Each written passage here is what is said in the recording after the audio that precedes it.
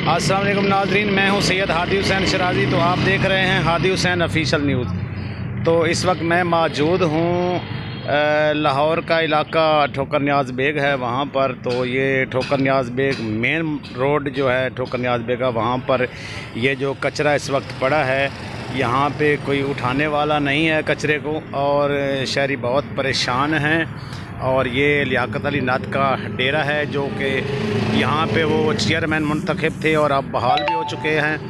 तो कचरा जो है उनके दरवाज़े के बिल्कुल सामने पड़ा है। यहाँ पर कोई उठाने वाला नहीं है, कोई हुकूमती मशीनरी कोई काम नहीं कर पा रही।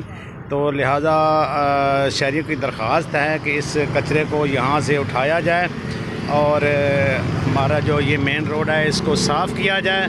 और आप ये देख सकते हैं इस वक्त ये सामने भी कचरा है, इसको उठाने वाला अभी तक कोई भी नहीं आया यहाँ पर। जी।